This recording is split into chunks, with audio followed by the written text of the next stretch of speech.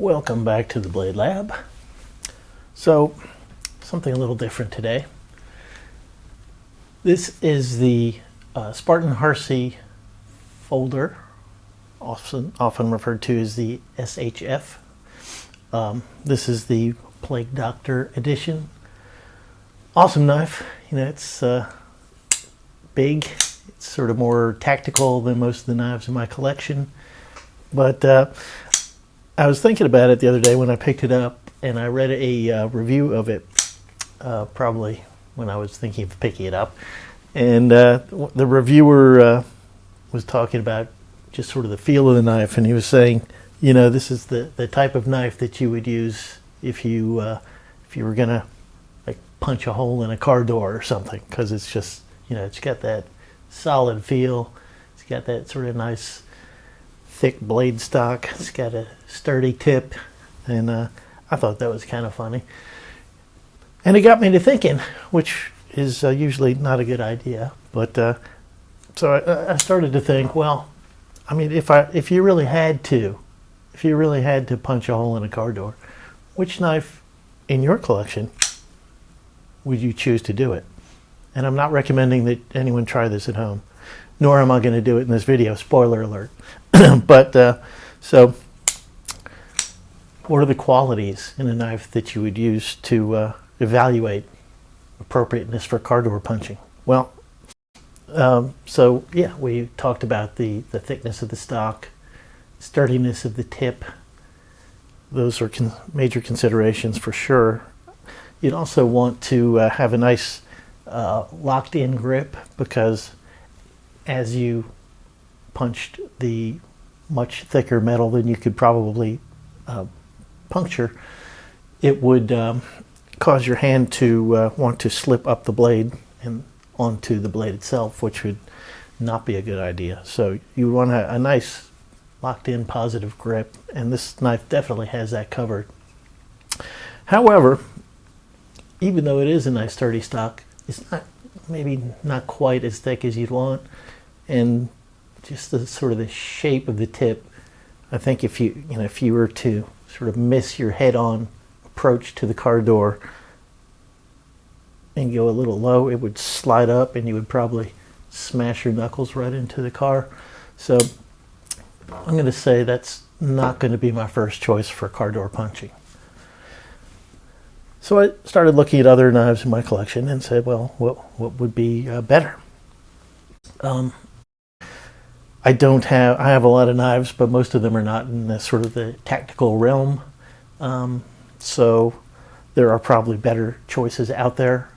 People are gonna, I'm sure, suggest, why don't you have a cold steel knife in there? It's because I don't have a cold steel knife, period.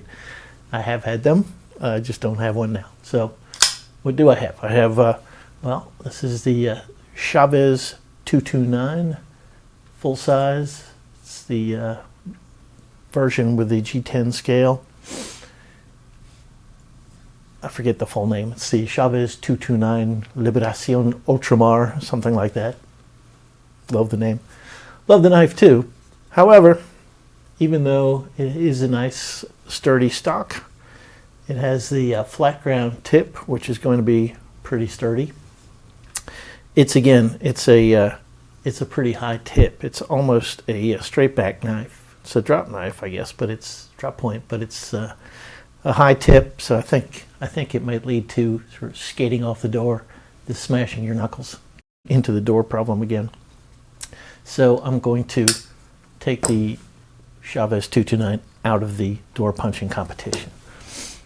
Next up, another fairly sturdy knife in my collection is the Spyderco Shaman, or Shaman, however you want to call it. Oh, we didn't talk about knife steels too. So the first one, the Spartan, is in S45VN, reasonably tough steel for car door punching. The Chavez is in M390, so that's going to be a little chippy, not the toughest steel, so that's going to weigh against it as well. This particular Shaman is in M4 steel, which is reasonably tough. It's got a nice thick tip here. Can we see? So those weigh against it. It has a really positive grip. So it has this forward finger choil, which has some aggressive jimping on it, and it's got the little notches for your fingers to slip into. So all those things weigh in favor of the Shaman for a car door punching. But I don't know. It's maybe not the.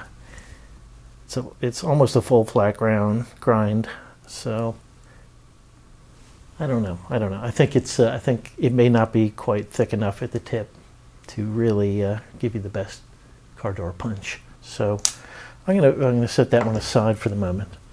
Along similar lines, we have here the Demco AD20, and unfortunately for the car door tests, this is the S version of the knife. Had it been the full thickness Demco AD20, we could have a winner there. I like I love the I think they call this the slicer grind, but it's really spear point. I like the symmetry of it. I think it's going to sort of help you stick in the door and not slide off one way or the other, like those ones with the steep bellies have. It is even the S version. You know, the grind is reasonably thick towards the tip, but yeah, this one is also in M4. Can you tell that I like M4? But I'm going to say no. It's the blade stock is a little too thin. It's not quite sturdy enough at the tip. I think you're going to snap that off and cause all kinds of damage to yourself. So, love the knife, but not for car door punching. Next up, and we're getting to the end here. So, this is a Curtis F3 medium, USA made. Beautiful knife. And now we're getting somewhere, okay? Because this is you can see here, it's got a nice thick blade stock. Look at that tip. That tip is robust, my friend. This is a compound grind, so it's hollow. You know, it's not a very deep hollow, but it's hollow in the back and flat ground towards the front and sturdy. Yeah, you're not going to break that tip off. I don't care what kind of car you're punching. So yeah, I thought long and hard about making this number one, but problem is that the tip, although it's robust, it's pretty blunt. You know, it's just this particular tanto is it's not a flat across the front, so I think it's just a little too blunt. I think you're gonna maybe just stick the very tip in the door, and you'll just be stuck there, which is a lot better than sliding up and cutting your fingers off or smashing your knuckles into the car door. But you're not punching any holes through a car door, I don't think. Maybe an old Corvette with the fiberglass sides. So yeah, love this knife. Oh, I haven't been addressing the grip. So the grip is, you know, this one benefits from having the flipper tab and the little notch where your finger fits in. So you're definitely not sliding up on this as long as you grab it back here. You could grab it in front of the flipper tab. That would be stupid. Don't do that. So yeah, Curtis F3 medium, good car door puncher, but not the best. No, my friend. The best in my collection is going to go to, that's right, the Ming-Nice 3.5 Mac 2. So this is again I have the Tanto version of this knife, which is what really seals the deal. If you had the drop point version, no, that would be a showstopper. Showstopper? No, wrong phrase. That would be that would make it not good for car door punching. But no, this one has, so it's got, again, the nice thick blade stock. The thickness goes almost all the way to the top. You have a slight swedge up here. I have reground the Tanto portion of this. It's actually, I did it on the Tormek, so it's slightly hollow, but it has a nice pokey tip.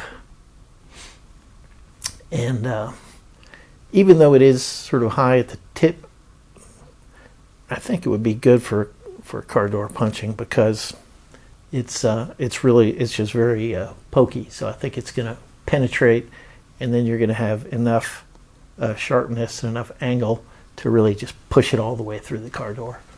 So yeah, if you do need to punch a hole in a car door, my recommendation would be the McNeese